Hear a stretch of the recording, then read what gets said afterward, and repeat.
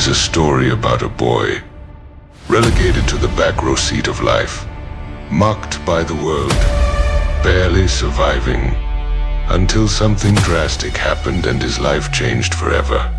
He ascended.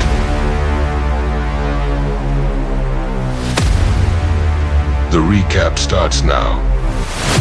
More than a decade ago, the world changed. Strange portals appeared around the world, gateways to another dimension. Inside the portals, unspeakable beasts appeared. These creatures were immune to bullets, to tanks, to anything normal. In other terms, he's referring to your ex-girlfriend when she's mad, practically unstoppable.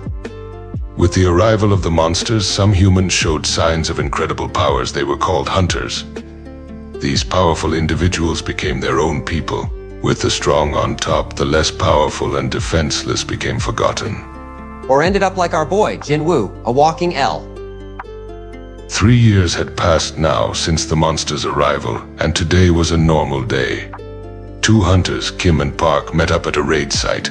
They talked about their regular banter and their usual topics, about raid money and Park's pregnant wife and their upcoming baby. And then, someone walked in. Jin-Woo walked in, looking pale and wounded. Looking like he just lost a fight with a vending machine. Park's confusion grew as Kim introduced the limp man as Jin-Woo, the weakest hunter of all mankind. Now that's a title to go by, isn't it? Jo-hee, the healer, approached Jin-Woo. He'd been injured so many times before, and this time was no different. Though he brushed off her concern, he had a simple answer. He was used to it, but that was not a display of his strength, just sheer resignation. This man's tanking trauma like it's just another Tuesday. His weapon, a cheap generic dagger barely worth its weight. Still, he gripped it like it meant something. The raid leader, Song Cheol, ordered the hunters to assemble. Meanwhile, the association's president, Go Gun-hee, was fighting a different battle, the struggle with bureaucracy. Hunters fight for glory, yes, but they also fight for profit. Each monster killed drops essence stones, rare, powerful, and used to craft elite gear. And then there's mana crystals, although less potent, but clean, efficient, and priceless to governments, looking for power that doesn't poison the air. In this world, even death fuels the economy. The government was eager for results, but they feared the dungeons. The top brass always goes for the big loot, but never want to get their own hands or suits dirty. It was pandemonium inside. Beasts and monsters came out from every direction. Jin-Woo was stabbed several times, but he managed to hang on. Jo-hee quickly healed him, allowing the mission to proceed. The group had finished off a giant beast and took a moment to celebrate. However, Jo-hee couldn't help but keep an eye on Jin-Woo, worried about him. She then asked why he had become a hunter. He remained silent, his mind speaking for him. A missing father, a sick mother, a younger sister in school, and a world that didn't wait for the weak. That was his reality. The hunters were suddenly faced with a surprise. A secondary cave had formed. This meant that they had entered a double dungeon. Well, what's better than one death trap? That's right, 2. Suspicion grew amongst the hunters. Why was the portal still open? Park, thinking only of possible loot, encouraged them to go forward. Captain Song asked the hunters to vote, but the vote was split. 6 were against proceeding and 6 were for it, leaving it to Jin-Woo to break the tie. He made a decision, yes. Yes, indeed. Here's my take. You got that right. Plot armor is created by making one bad decision after another. While the talent agent bragged about the powerful hunter Cha Hae-in, elsewhere, Jin-Woo slowly stepped into the jaws of doom. They found it, the source of the double dungeon. In the hall of towering statues, Jo-hee noticed one of them moving. The doors quickly slammed shut, causing panicked reactions from the other hunters. Nope, I'm not dealing with statues that shoot laser beams from their eyes. That's a big no-go for me. One of the hunters tried to escape but was killed instantly. The sound of their screams echoed through the room as Jo-hee trembled in fear. And yet Jin-Woo remained quiet, watching and thinking. How in the world did I end up in this situation? Answer: poverty, depression, and terrible government benefits. The statue sent out laser beams from his eyes, going in a circular motion, surrounding the hunters in the center of the room. They were trapped, completely helpless. It ended up frying one of the hunters. Two of the hunters were already killed, and the tension in the air was palpable, fear filling the room. The hunters were frozen, but not by the cold. Instead, it was the watchful gaze of the statues that had them paralyzed. This was just the beginning. Go ahead. If you're enjoying this recap, make sure to hit that like button. It's absolutely free and totally awesome. Also, don't forget to smash the subscribe button so as not to miss out on any new videos or updates. Oh, and make sure you hit that notification bell too. Captain Song Chi-yul ordered the hunters to remain still. If anyone took one wrong step, it would mean their death. Captain Chi-yul noticed that Jin-Woo had understood the pattern. However, all Jin-Woo felt was an overwhelming sense of danger, not logical thinking, but pure instinct. Captain Chi-yul's arm was suddenly gone, his blood staining the floor as he gritted his teeth in pain. As Chi-yul stood unshaken despite his injury, Jin-Woo tied the wound. Why didn't Jo-hee help? Fear had overwhelmed her. Captain Chi-yul revealed the commandments carved into the stone. 1. Worship the god. 2. Praise the god. 3. Believe in the god. Disobey and perish.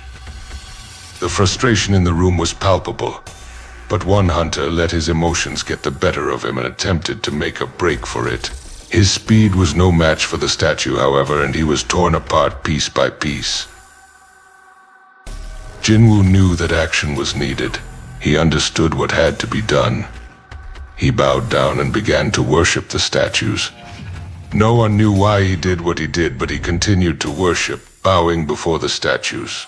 They bowed because Jin-Woo bowed. A moment of silence washes over the room, and for a moment the statues smiled, like a god amused by ants. And then silence. Then Park stood. Nothing happened, so the others did too. Jin-Woo hesitated. Something was off. Then it moved. The statue rose, its wide grin never fading. Its presence dwarfed them. The gravity of what was happening set in, and the hunters trembled. Its presence dwarfed them. The gods were above them, and they were just insects below. It began walking. The ground shook, and the hunters could have sworn they felt the ground tremble with every step it took. And one brave fool thought he had it figured out. He knelt, started praying. Meanwhile, the others watched. The statue didn't blink. Instead, it chuckled. He was crushed, smeared all over the floor. The cold brutality of death. A woman froze next. She didn't even flinch as it crushed her lifeless body, flattening her on the floor. Jin-Woo saw the pattern. No words, just action. Park, who was standing in the wrong place, was suddenly sliced clean in half by the statue. All right, pause button's been hit. I gotta take a break because my heart is about to explode. That's all right. Take all the time you need. They all rushed to a statue holding a musical instrument. Only one person could remain by the statues, so Jin-Woo had to make a run for it. The commandments were clear.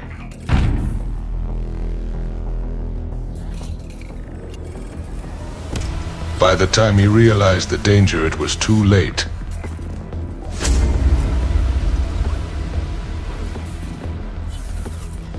The devastating blow landed, and his legs were gone.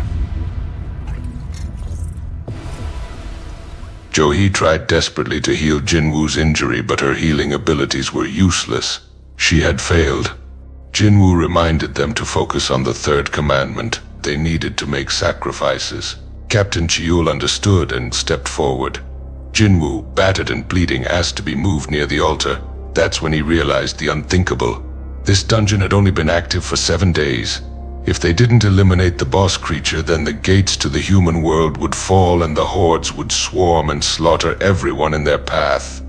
Without warning, the door to the room slowly started to creak open. The statues demanded resolve, not retreat. The statues suddenly lit up, turning toward the center of the room. The hunters trembled as they watched them approach. He realized that the statues would halt every time he looked directly at them. Jin-Woo reminded the other hunters, keep your gaze on the statue. Another female hunter couldn't handle it anymore. She finally panicked. She ran, bolted straight for the door. All eyes were on her, and she made it through. They suddenly understood what this meant. He warned the others to keep watching the statue. He told them the flame was a countdown, and until it went out, their test would not end. The captain stared at Jin-Woo. This so-called weakest hunter was now the one leading them in the face of death. The captain spoke, and his words were clear. I never thought you'd be useful, he said. And then he added, but I was wrong. The captain suddenly realized the exit wouldn't close as long as someone stayed behind. And one by one he told the others to leave. You all still have a future ahead of you, go live it. And then he turned to Jo-hee, telling her, look after Jin-Woo. But Jin-Woo refused to leave, so Jin-Woo gave Jo-hee a mana crystal he'd acquired while dungeon hunting, telling her to use it to buy herself something to eat, and that he'd return for the change if he made it out alive. Knocked out by Cheol and carried out the door, Jo-hee was gone. He was alone now. The absence of the other hunters left him with a deep sense of solitude. He should have bought a better insurance policy, that was the thought that filled his mind. But there was no time for regrets. He grabbed a sword and prepared to fight. He fought. He fought despite the pain, despite the overwhelming odds stacked against him. He fought for his life and for the lives of those who escaped. It was over. He had fought his hardest, but in the end it wasn't enough. Just before the final blow came down, he whispered, if I had just one more chance.